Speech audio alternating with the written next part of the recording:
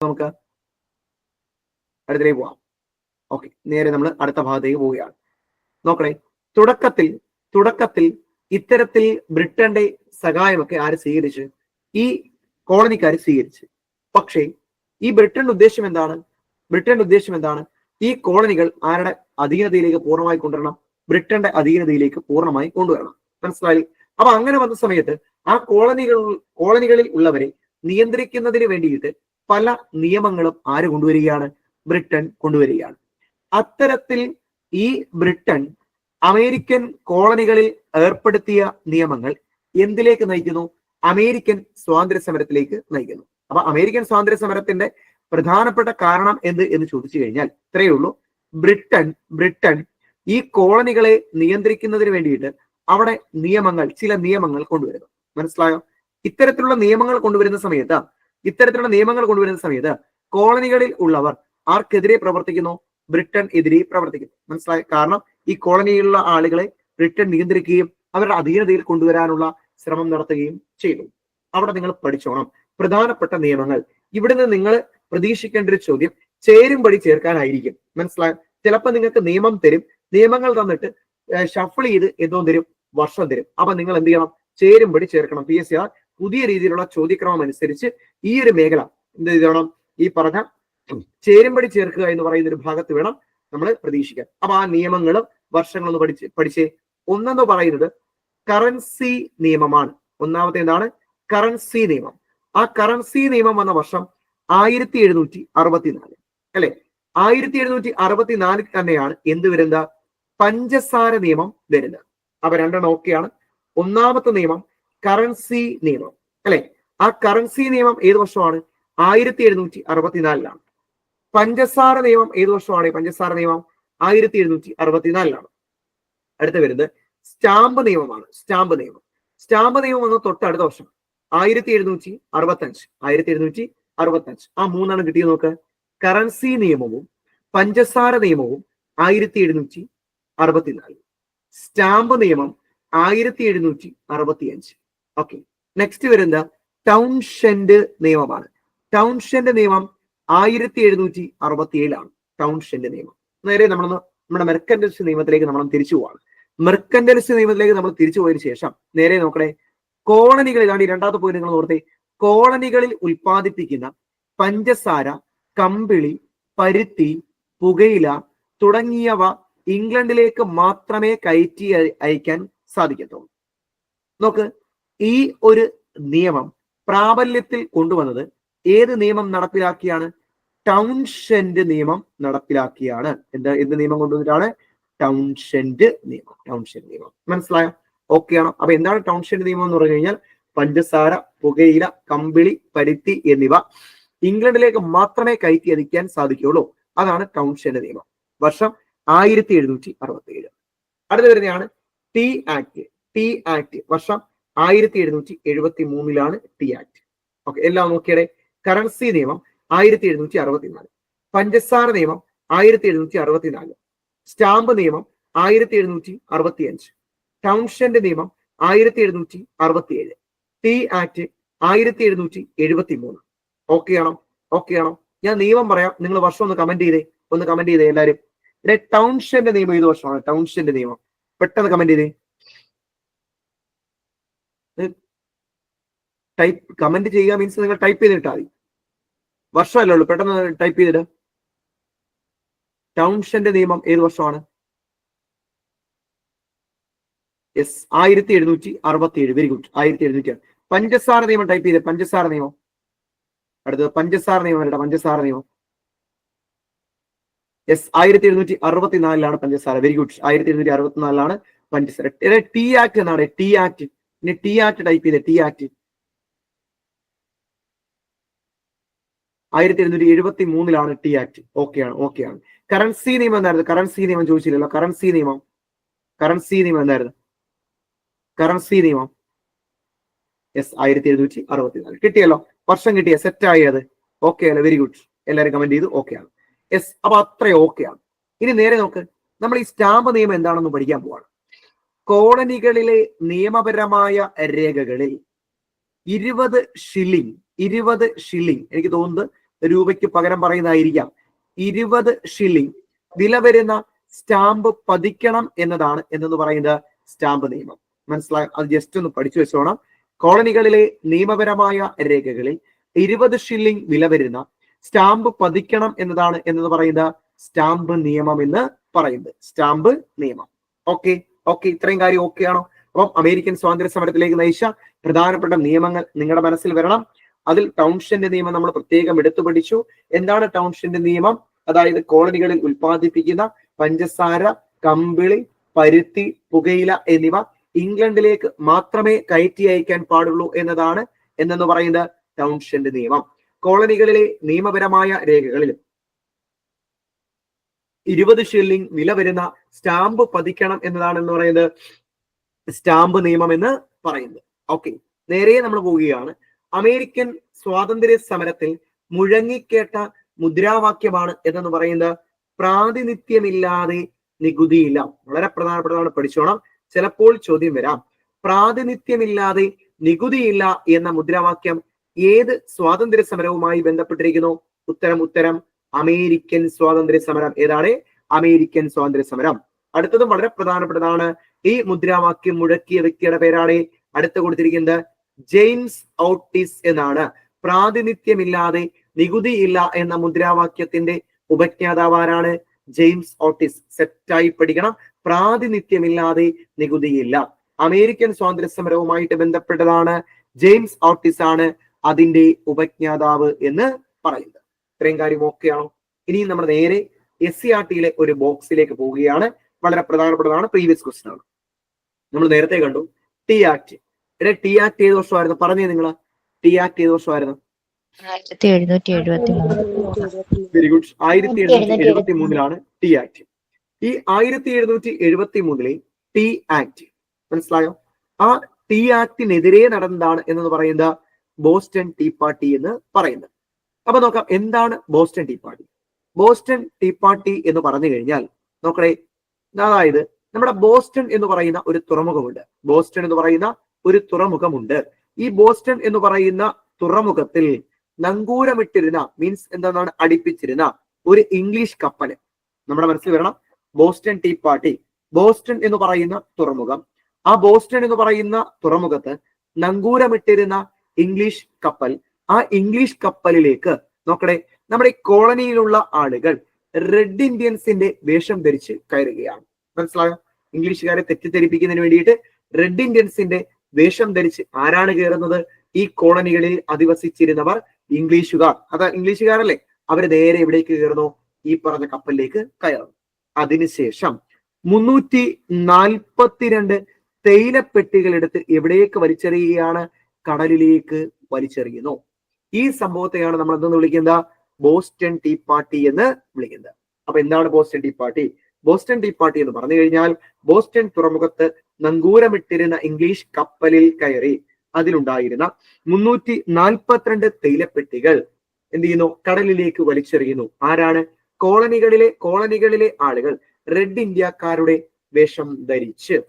Okay, ഇനി എന്തിനായിരുന്നു നടത്തിയത്? നമ്മൾ പറഞ്ഞു, തേയിലയുടെ മേൽ ഉയർന്ന നികുതി ചുമത്തിയതിനെതിരെയാണ് എന്ത് നടന്ന? ബോസ്റ്റൺ ടീ പാർട്ടി നടന്നത്. എന്നായിരുന്നു ബോസ്റ്റൺ ടീ പാർട്ടി? വളരെ പ്രധാനപ്പെട്ടതാണ്, പഠിക്കുന്നു നമ്മൾ. 1773 ഡിസംബർ 16 പഠിച്ചോണയുടെ. 1773 ഡിസംബർ 16 എന്ത് നടക്കുന്നത്? Boston tea party.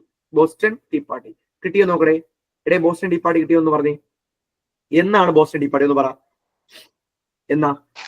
1773 December 16. Very good.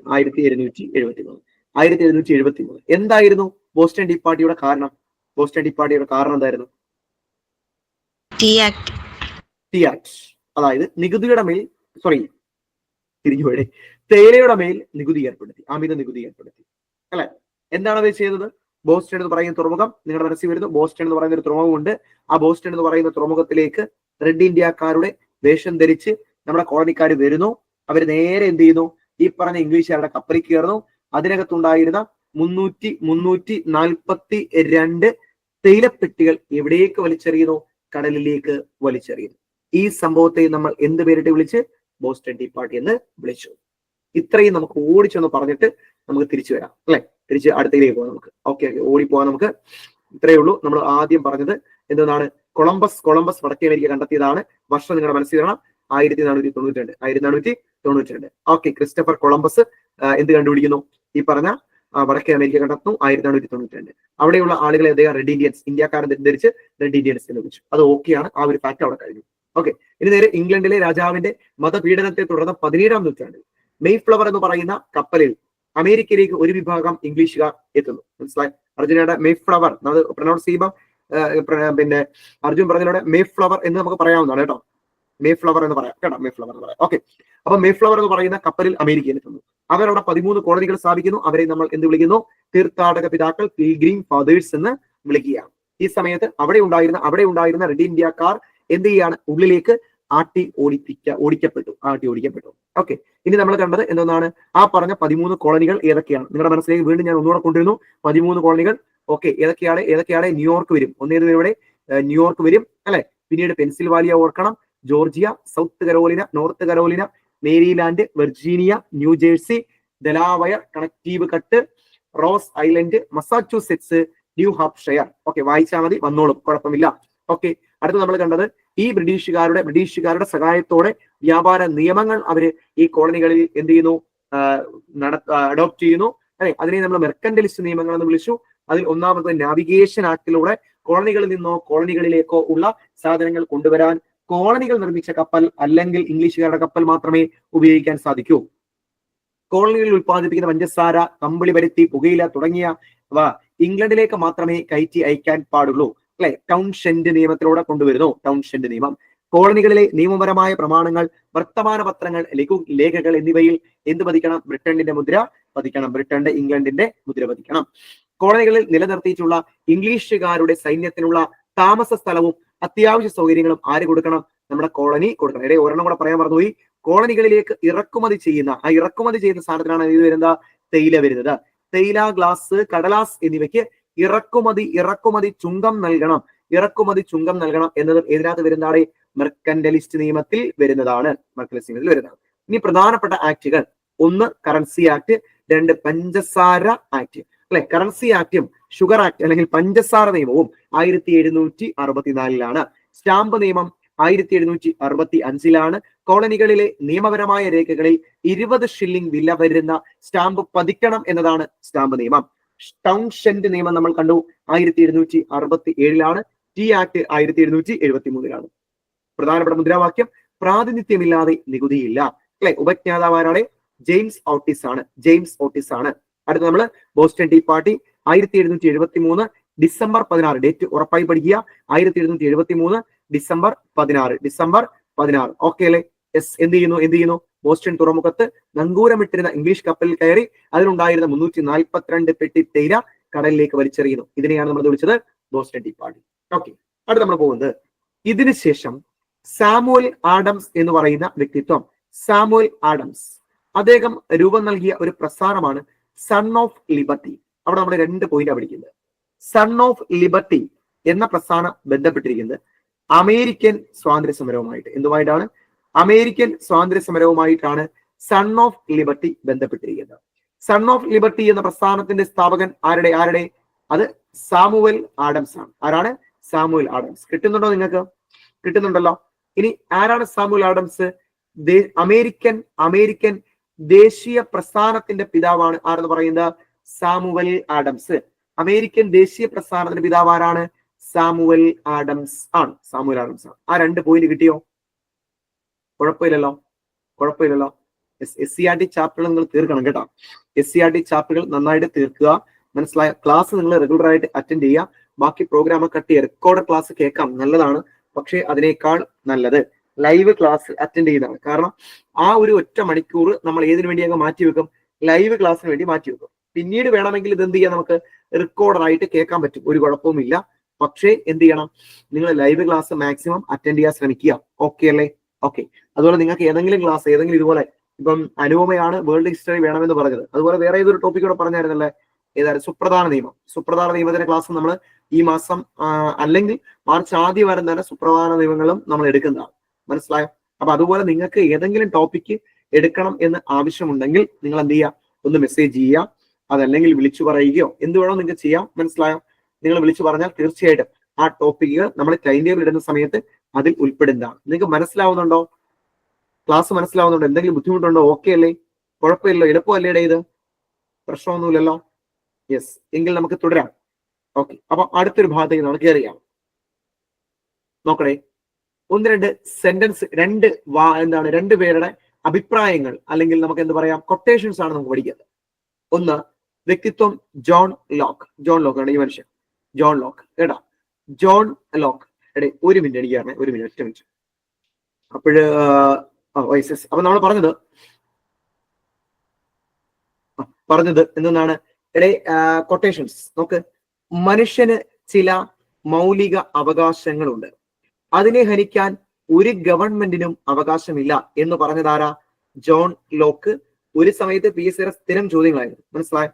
ഇത്തരത്തിലുള്ള എന്താണ് ബോക്സിൽ നിന്ന്, ഇത് SCERT ബോക്സ് ആണ്, ഇത് രണ്ടും SCERT ബോക്സ് ആണ്, ഇത് രണ്ട് SCERT നിന്നുള്ള ബോക്സ് ആണ്, ഇത് ഞാൻ ജസ്റ്റ് ആഡ് ചെയ്യുന്നേ ഉള്ളൂ കേട്ടോ.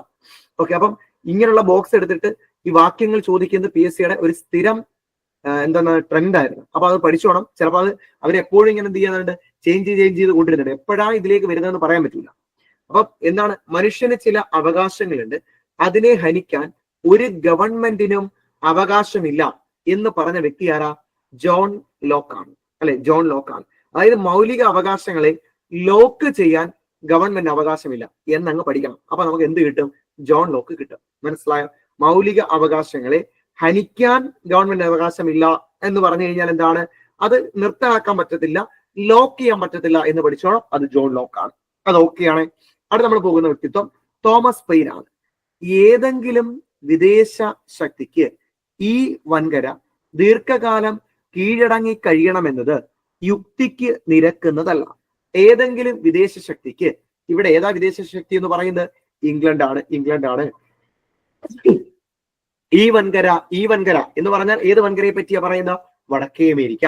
ദീർഘകാലം കീഴടങ്ങി കഴിയണമെന്നത് എന്താണ്? യുക്തിക്ക് നിരക്കുന്നതല്ല എന്ന് പറഞ്ഞ വ്യക്തി ആരാണ്? തോമസ് പെയിൻ ആണ്. മനസ്സിലായി? Thomas pain.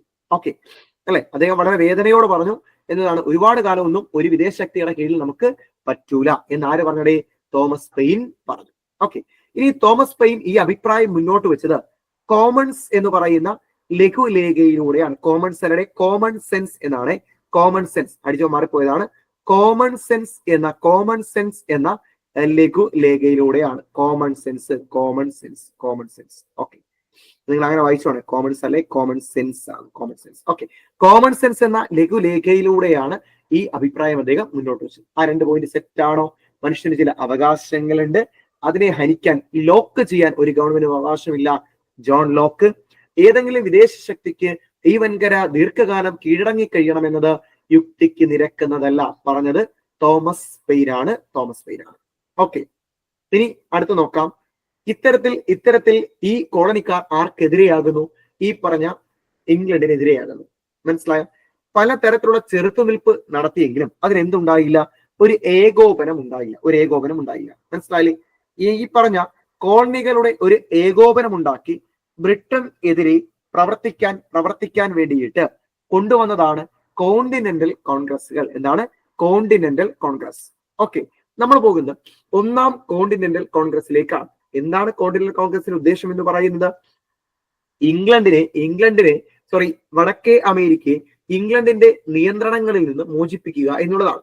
അതിനുവേണ്ടി കോളനികളുടെ ഒരു ഏകീകരണം അല്ലെങ്കിൽ അവരുടെ ഒരു സംഘടിക്കൽ, അതാണ് ഏതിലൂടെ ഉണ്ടായത്? കോണ്ടിനെന്റൽ കോൺഗ്രസിലൂടെ ഉണ്ടായത്. പഠിച്ചോണേ, ഒന്നാം കോണ്ടിനെന്റൽ കോൺഗ്രസ്. ആദ്യം നിങ്ങൾ ആ വർഷം അങ്ങ് ക്ലിയർ ആയിട്ട് പഠിക്കണം. 1774 ഒന്നാം continental congress. Boston tea party എന്നായിരുന്നു? ഒന്ന് പറഞ്ഞേ നിങ്ങൾ. Boston tea party 1773 Boston tea party. Okay ആണ്. അപ്പൊ ഇവിടെ പഠിക്കുന്നു 1774 ഒന്നാം കോണ്ടിനെന്റൽ കോൺഗ്രസ് നടക്കുകയാണ്. മനസ്സിലായോ? ഈ ഒന്നാം കോണ്ടിനെന്റൽ കോൺഗ്രസ് നടന്നത് എവിടെയാണ് എന്ന് ചോദിച്ചാൽ ഫിലാഡൽഫിയ. എവിടെയാണ്? ഫിലാഡൽഫിയയിലാണ് ഒന്നാം കോണ്ടിനെന്റൽ കോൺഗ്രസ് നടന്നത്. അപ്പൊ നിങ്ങൾക്ക് ചിലപ്പോൾ ചോദ്യം വരാം, കോണ്ടിനെന്റൽ കോൺഗ്രസിന്റെ വേദി ഏതാണ്? ഫിലാഡൽഫിയ ആണ്. മനസ്സിലായോ?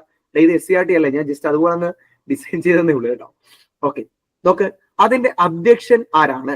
Python Randolph. മനസ്സിലായിട്ട് ക്ലിയർ ആയിട്ട് പഠിച്ചോണം. ഈ പറഞ്ഞ കോണ്ടിനെന്റൽ കോൺഗ്രസിന്റെ അധ്യക്ഷൻ പൈത്തോൺ റാൻഡോൾഫ് ആണ്. ആരാണ്? Python Randolph. നമുക്ക് ഇപ്പൊ ഇതങ്ങ് തീർത്തേക്കാം, എന്നിട്ട് നമ്മൾ ക്ലാസ് വൈൻഡ് അപ്പ് ചെയ്യാം. Python Randolph. ഒന്നുകൂടെ പറയുന്നു, ഒന്നാം കോണ്ടിനെന്റൽ കോൺഗ്രസ് 1774 ഒന്നാം കോണ്ടിനെന്റൽ കോൺഗ്രസ്. ഇനി പറയണം, അതിന്റെ വേദിയായത് സ്ഥലം ഏതാണ്? ഫിലാഡൽഫിയയാണ്. അധ്യക്ഷൻ ആരായിരുന്നു? പൈത്തോൺ റാൻഡോൾഫ് ആണ്. ഓക്കെ, ഇനി മാതൃരാജ്യമായ ഇംഗ്ലണ്ടിന്റെ നയങ്ങൾക്കും നികുതികൾക്കും എതിരെ പ്രതികരിക്കാൻ കോളനികളുടെ പ്രതിനിധികൾ ചേർന്ന് നടത്തിയ സമ്മേളനമാണ് കോണ്ടിനെന്റൽ കോൺഗ്രസ് എന്ന് നമ്മൾ കണ്ടു. ഓക്കെ ആണല്ലോ? മാതൃരാജ്യമായ ഇംഗ്ലണ്ടിന്റെ നയങ്ങൾക്കും നികുതികൾക്കുമെതിരെ പ്രതികരിക്കാനായി കോളനികളുടെ പ്രതിനിധികൾ ചേർന്ന് നടത്തിയ സമ്മേളനത്തെ നമ്മൾ എന്ത് വിളിച്ചത്? ഒന്നാം കോണ്ടിനെന്റൽ കോൺഗ്രസ് എന്ന് വിളിച്ചു.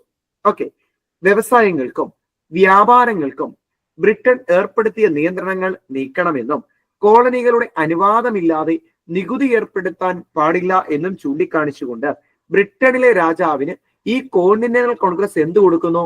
ഒരു നിവേദനം സമർപ്പിക്കുന്നു. എന്നാൽ ഈ നിവേദനം ബ്രിട്ടൻ അല്ലെങ്കിൽ ബ്രിട്ടീഷ് രാജാവ് എന്ത് ചെയ്യുകയാണ് ചെയ്തത്? നിരാകരിക്കുകയാണ് ചെയ്തത്. ഓക്കെ ആണോ? അപ്പൊ ഒന്നാം കോണ്ടിനെന്റൽ കോൺഗ്രസുമായിട്ട് ബന്ധപ്പെട്ട ഫാക്ടുകൾ: വർഷം 1774, സ്ഥലം ഫിലാഡൽഫിയ, അധ്യക്ഷൻ പൈത്തോൺ റാൻഡോൾഫ്. അവിടെ എന്ത് ചെയ്യുന്നു? കോളനികൾ ഒരു നിവേദനം രാജാവിന് കൊടുക്കുന്ന കാര്യം ഓർത്തോണം. ആ നിവേദനം ബ്രിട്ടൻ എന്ത് ചെയ്യുന്നു? നിരാകരിക്കുന്നു. വളരെ പ്രധാനപ്പെട്ട പോയിന്റ്, ഒന്നാം കോണ്ടിനെന്റൽ കോൺഗ്രസിൽ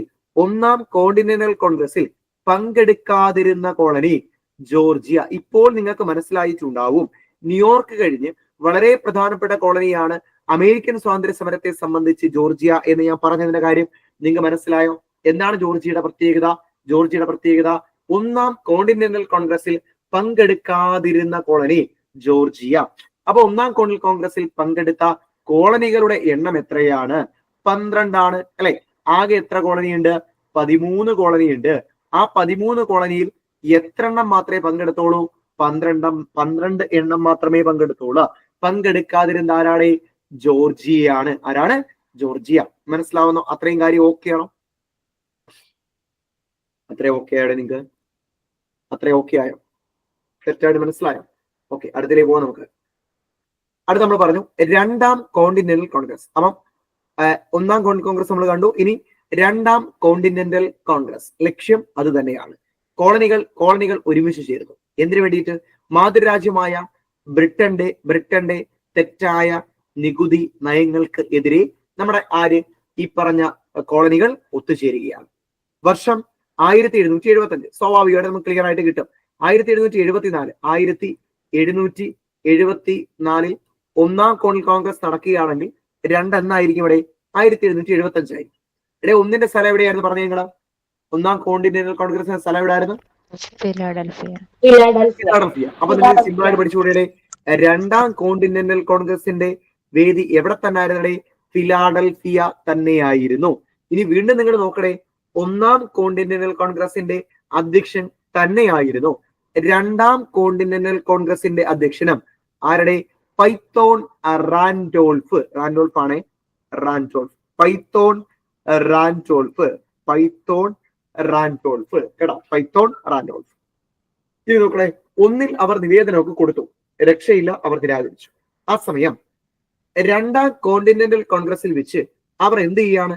ഒരു സൈന്യത്തിന് രൂപം നൽകുന്നു. പേര് കോണ്ടിനെന്റൽ സൈന്യം. സൈന്യത്തിന്റെ പേരെന്താണ്? കോണ്ടിനെന്റൽ സൈന്യം. അതിന് നേതൃത്വം കൊടുത്തത് ജോർജ് വാഷിംഗ്ടൺ ആണ്. ആരാണ്? George Washington. മനസ്സിലായോ? അപ്പൊ രണ്ടാം കോണ്ടിനെന്റൽ കോൺഗ്രസിൽ വെച്ചാണ് കോണ്ടിനെന്റൽ സൈന്യത്തിന് രൂപം നൽകുന്നത്. ആർക്കെതിരെ പോരാടാൻ? ഇംഗ്ലണ്ടിനെതിരെ പോരാടാൻ. ആ കോണ്ടിനെന്റൽ സൈന്യത്തിന് നേതൃത്വം കൊടുത്തത് ആരാണ്? George Washington. അപ്പൊ രണ്ടാം കോണ്ടിനെന്റൽ കോൺഗ്രസ് ഓക്കെ ആയി നോക്കണേ. 1775 ഫിലാഡൽഫിയ, പൈത്തോൺ റാൻഡോൾഫ്. ഈ സമ്മേളനത്തിൽ ജോർജ് വാഷിംഗ്ടണിന്റെ നേതൃത്വത്തിൽ കോണ്ടിനെന്റൽ സൈന്യത്തിന് രൂപം നൽകി. ഓക്കെ, ഇനി നോക്കണേ, അമേരിക്കൻ സ്വാതന്ത്ര്യ പ്രഖ്യാപനം അമേരിക്കൻ സ്വാതന്ത്ര്യ പ്രഖ്യാപനം നടന്നത് 1776 ജൂലൈ മാസം 4-ാം തീയതി. അപ്പോൾ ആ ഒരു ഡേറ്റ് ക്ലിയർ ആയി പഠിച്ചു വെച്ചോണേ. അമേരിക്കൻ സ്വാതന്ത്ര്യ പ്രഖ്യാപനം നടന്നത് 1776 ജൂലൈ മാസം 4-ാം തീയതിയാണ്. അടുത്തതും വളരെ പ്രധാനപ്പെട്ട പോയിന്റ് ആണ്. അമേരിക്കൻ സ്വാതന്ത്ര്യ പ്രഖ്യാപനം എഴുതി തയ്യാറാക്കിയത് ആരൊക്കെയാണ്? തോമസ് ജെഫേഴ്സണും ബെഞ്ചമിൻ ഫ്രാങ്ക്ലിനും ചേർന്നാണ്. ആരൊക്കെയാണ്? തോമസ് ജെഫേഴ്സൺ അതുപോലെ തന്നെ ബെഞ്ചമിൻ ഫ്രാങ്ക്ലിൻ എന്നിവർ ചേർന്നിട്ടാണ് അമേരിക്കൻ സ്വാതന്ത്ര്യ പ്രഖ്യാപനം എഴുതി തയ്യാറാക്കിയത്. അപ്പം അമേരിക്കൻ സ്വാതന്ത്ര്യ പ്രഖ്യാപനം എന്നാ നടന്നത്? 1776 ജൂലൈ 4. അമേരിക്കൻ സ്വാതന്ത്ര്യ പ്രഖ്യാപനം എഴുതി തയ്യാറാക്കിയത് തോമസ് ജെഫേഴ്സണും ബെഞ്ചമിൻ ഫ്രാങ്ക്ലിനുമാണ്. സ്വാതന്ത്ര്യ പ്രഖ്യാപനം നടന്നതോടുകൂടി അമേരിക്കൻ കോളനികളും ഇംഗ്ലണ്ടും തമ്മിലുള്ള യുദ്ധം അവസാനിച്ചത് 1781. ആ 1781 എന്ന് പറയുന്ന വർഷം നിങ്ങളുടെ മനസ്സിലൊന്ന് വെച്ചോണം. അവിടെ നിങ്ങൾ നോക്കുക. 1781 യോർക്ക് ടൗണിൽ വെച്ച് നടന്ന യുദ്ധത്തിൽ നമ്മുടെ ജോർജ് വാഷിംഗ്ടൺ ആരെ പരാജയപ്പെടുത്തുകയാണ്? ചാൾസ് കോൺവാലിസിനെ പരാജയപ്പെടുത്തുന്നു. മനസ്സിലായോ? അപ്പൊ 1781 യോർക്ക് ടൗണിൽ വെച്ച് നടന്ന യുദ്ധത്തിൽ ബ്രിട്ടനെ പരാജയപ്പെടുത്തിയ വ്യക്തിത്വം ജോർജ് വാഷിംഗ്ടൺ. ആരുടെ നേതൃത്വത്തിലാണ് കോണ്ടിനെന്റൽ സൈന്യത്തിന് രൂപം നൽകിയത്? George Washington. ആ ജോർജ് വാഷിംഗ്ടൺ പരാജയപ്പെടുത്തിയ ഇംഗ്ലീഷ് സേനാ നായകന്റെ പേരാണ് ചാൾസ് കോൺവാലിസ്. ആരാണ്? Charles Cornwallis. ഓക്കെ.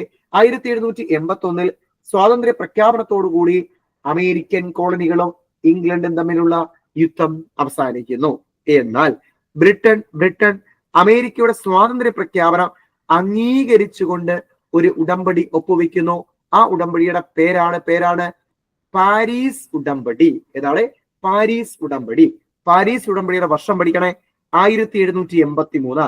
പാരീസ് ഉടമ്പടി ഏത് വർഷമാണ്? 1783 പാരീസ് ഉടമ്പടി ഏത് വർഷമാണ്? 1783. മനസ്സിലായോ?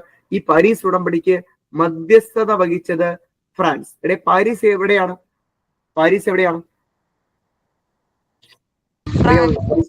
എവിടെയാ?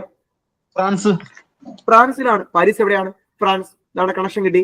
പാരീസ് ഉടമ്പടി പാരീസിൽ വെച്ച് നടന്നു. മധ്യസ്ഥാര് ഫ്രാൻസ്. ഏത് നദിയുടെ തീരത്താണെന്ന് അറിയാവൂടെ പാരീസ്? ഏത് നദിയുടെ തീരത്താണ്? എന്റെ ഓർമ്മ ശരിയാണ് എന്നുണ്ടെങ്കിൽ സീൻ നദിയുടെ തീരത്താണ്. മനസ്സിലായോ? സീൻ നദിയുടെ തീരത്താണ് പാരീസ് ഉള്ളത്. ഓക്കെ. ഇനി അമേരിക്കൻ ഭരണഘടനാ സമ്മേളനം ചേർന്നതും നമ്മുടെ കോണ്ടിനെന്റൽ കോൺഗ്രസിന് വേദിയായ ഫിലാഡൽഫിയയിൽ തന്നെയാണ് എന്ന് ഓർത്തോണം. അമേരിക്കൻ ഭരണഘടനാ സമ്മേളനം നടന്നത് ഫിലാഡൽഫിയയിലാണ്. അമേരിക്കൻ ഭരണഘടന തയ്യാറാക്കുന്നതിന് നേതൃത്വം നൽകിയ വ്യക്തി ജെയിംസ് മാഡിസൺ ആണ്. അമേരിക്കൻ ഭരണഘടനയുടെ പിതാവ് എന്നറിയപ്പെടുന്നതും ആരെ തന്നെയാണ്? ജെയിംസ് മാഡിസനെ തന്നെയാണ്. അമേരിക്കൻ ഭരണഘടന എന്നാണ് നിലവിൽ വന്നത്? 1789 എന്ത് നിലവിൽ വന്നത്? അമേരിക്കൻ ഭരണഘടന നിലവിൽ വന്നത്. അപ്പൊ നമുക്ക് പറഞ്ഞുകൂടിയുടെ ഇങ്ങനെ ഫ്രഞ്ച് വിപ്ലവം നടന്ന അതേ വർഷമല്ലേടെ അമേരിക്കൻ ഭരണഘടന വന്നത്? ആ അമേരിക്കൻ ഭരണഘടന പിതാവാണ് ജെയിംസ് മാഡിസൺ. ഓക്കെ. ഏറ്റവും ചെറിയ ലിഖിത ഭരണഘടനയുള്ള രാജ്യം ഏതാ? അമേരിക്കയാണ്. അപ്പൊ വലുത് ഇന്ത്യയാണ് അല്ലെ? വലുത് ഇന്ത്യയും ചെറുത് അമേരിക്കയാണ്. അപ്പൊ അമേരിക്കൻ ഭരണഘടന എന്നാ വന്നേ? 1789. ഓക്കെ. അടുത്തത് ഇത് ഒന്ന് പഠിച്ചു വെച്ചോണം. റിപ്പബ്ലിക്കൻ ഭരണരീതി എന്ന ആശയം മുന്നോട്ട് വെച്ച സ്വാതന്ത്ര്യ സമരമാണ് അമേരിക്കൻ സ്വാതന്ത്ര്യ സമരം. അപ്പൊ റിപ്പബ്ലിക്കൻ ഭരണരീതി എന്താണ്? റിപ്പബ്ലിക്കൻ ഭരണരീതി എന്ന് പറഞ്ഞു കഴിഞ്ഞാൽ റിപ്പബ്ലിക് എന്ന് പറയുന്ന പദത്തിന്റെ അർത്ഥം എന്താണ്? നമ്മൾ പറഞ്ഞിട്ടുണ്ട്. കോൺസ്റ്റിറ്റ്യൂഷൻ പഠിപ്പിച്ച സമയത്തൊക്കെ റിപ്പബ്ലിക് ഒക്കെ എന്താന്ന് പറഞ്ഞിട്ടുണ്ട്. ഓർമ്മയുണ്ടോ? തിരഞ്ഞെടുക്കപ്പെട്ട രാഷ്ട്ര തലവനുള്ള രാജ്യങ്ങളെയാണ് നമ്മൾ എന്ന് വിളിക്കുന്നത് റിപ്പബ്ലിക്. അപ്പൊ ഇന്ത്യ റിപ്പബ്ലിക് ആണോ? അല്ലേ? ഇന്ത്യ റിപ്പബ്ലിക് ആണ്. കാരണം ഇന്ത്യക്ക് എന്തുണ്ട്? ഒരു തിരഞ്ഞെടുക്കപ്പെട്ട രാഷ്ട്ര തലവനുണ്ട്, പ്രസിഡന്റ് ഉണ്ട്. ഓക്കെ. ഇത്രയും ഓക്കെ ആണോ? ഇത്രയും കാര്യങ്ങളാണ് എന്തുമായിട്ട് ബന്ധപ്പെട്ട് നമ്മൾ പഠിക്കേണ്ടത്? അമേരിക്കൻ സ്വാതന്ത്ര്യ സമരവുമായിട്ട്. ഇവിടെ നിങ്ങൾ ഓർത്തോണേ, ഒന്നാം continental Congress 1774 Philadelphia Peyton Randolph അധ്യക്ഷനാണെന്ന് പറഞ്ഞു അല്ലെ? അവിടെ അവരൊരു നിവേദനം സമർപ്പിക്കുന്നു ബ്രിട്ടന്. പക്ഷെ അവർ എന്ത് ചെയ്തില്ലേ? അത് അംഗീകരിച്ചില്ല, നിരാകരിച്ചു. അതിൽ പങ്കെടുക്കാതിരുന്ന കോളനി ജോർജിയാണെന്ന് പറഞ്ഞു. രണ്ടാം കോണ്ടിൽ കോൺഗ്രസ് 1775, സ്ഥലം ഫിലാഡൽഫിയ, പൈത്തോൺ റാൻഡോൾഫ് ആണ്. പിന്നെ നമ്മൾ പറഞ്ഞു എന്താണ്, ജോർജ് വാഷിംഗ്ടന്റെ നേതൃത്വത്തിൽ കോണ്ടിനെന്റൽ സൈന്യത്തിന് രൂപം നൽകുന്നു. അമേരിക്കൻ സ്വാതന്ത്ര്യ പ്രഖ്യാപന ഡേറ്റ് ഒന്നുകൂടെ പറഞ്ഞേടെ, 1776 ജൂലൈ 4. തയ്യാറാക്കിയത് ആരൊക്കെ? തോമസ് ജെഫേഴ്സൺ, അതുപോലെ ബെഞ്ചമിൻ ഫ്രാങ്ക്ലിൻ. ആരാണ്? Benjamin Franklin. ഒക്കെയാണല്ലോ. സ്വാതന്ത്ര്യ പ്രഖ്യാപനത്തോടെ അമേരിക്കൻ കോളനികളും ഇംഗ്ലണ്ടും തമ്മിൽ എന്ന് യുദ്ധം അവസാനിക്കുന്നു? 1781. 1781 യോർക്ക് ടൗണിൽ വെച്ച് നടന്ന യുദ്ധത്തിൽ ബ്രിട്ടനെ ആര് പരാജയപ്പെടുത്തിയാണ്? നമ്മുടെ വാഷിംഗ്ടൺ പരാജയപ്പെടുന്നു. വാഷിംഗ്ടൺ പരാജയപ്പെടുത്തിയ ബ്രിട്ടീഷ് സേനാ നായകനാണ് ചാൾസ് കോൺവാലീസ്. അല്ലെ? ബ്രിട്ടൻ അമേരിക്കയുടെ സ്വാതന്ത്ര്യം അംഗീകരിച്ചുകൊണ്ട് പാരീസ് ഉടമ്പടി 1783 ഒപ്പുവെക്കുന്നു. മധ്യസ്ഥത വഹിച്ചതാരാണ്? ഫ്രാൻസ് ആയിരുന്നു. അമേരിക്കൻ ഭരണഘടനാ സമ്മേളനം എവിടെ നടന്നു? ഫിലാഡൽഫിയ. അമേരിക്കൻ ഭരണഘടനയുടെ പിതാവ്, ഭരണഘടന തയ്യാറാക്കാൻ നേതൃത്വം നൽകിയ വ്യക്തി ജെയിംസ് മാഡിസൺ. ഭരണഘടന വന്ന വർഷം 1789. റിപ്പബ്ലിക്കൻ ഭരണരീതി എന്ന ആശയം മുന്നോട്ട് വെച്ചത് അമേരിക്കൻ സ്വാതന്ത്ര്യ സമരമാണ്. ഓക്കെയാണോ? അമേരിക്കൻ സ്വാതന്ത്ര്യ സമരം സിമ്പിളായിട്ട് നമ്മൾ പഠിച്ചില്ലേടെ, പ്രശ്നമൊന്നുമില്ലല്ലോ. ഓക്കെ, നിങ്ങൾ ഓർത്താൽ മതി. ബ്രിട്ടനിൽ നിന്ന് അമേരിക്കയിൽ ആള് പോകുന്നു, കോളനി സ്ഥാപിക്കുന്നു. പിന്നീട് എന്ത് ചെയ്യാണ്? ഈ മാതൃരാജ്യമായ ബ്രിട്ടൻ ഈ കോളനികളെ നിയന്ത്രിക്കുന്നു. നിയന്ത്രണങ്ങൾക്ക് അടുത്ത സമയത്ത് അവർ നേരെ ബ്രിട്ടനെതിരെ തിരിയുന്നു. അവർ നടത്തിയ സമരം, അതുമായി ബന്ധപ്പെട്ട് ബോസ്റ്റൺ ടീ പാർട്ടി ഓർക്കണം, ഒന്നാം കോണ്ടിനെന്റൽ കോൺഗ്രസ്, രണ്ടാം കോണ്ടിനെന്റൽ കോൺഗ്രസ്, സ്വാതന്ത്ര്യ പ്രഖ്യാപനം, അമേരിക്കൻ ഭരണഘടന, റിപ്പബ്ലിക്കൻ ഭരണരീതി. ഇത്രയും ഒന്ന് ഓർത്തു വെച്ച് കഴിഞ്ഞാൽ എന്ത് സെറ്റായി? അമേരിക്കൻ സ്വാതന്ത്ര്യ സമരം സെറ്റായിട്ട് മനസ്സിലാവും. ഓക്കെ അല്ലേ?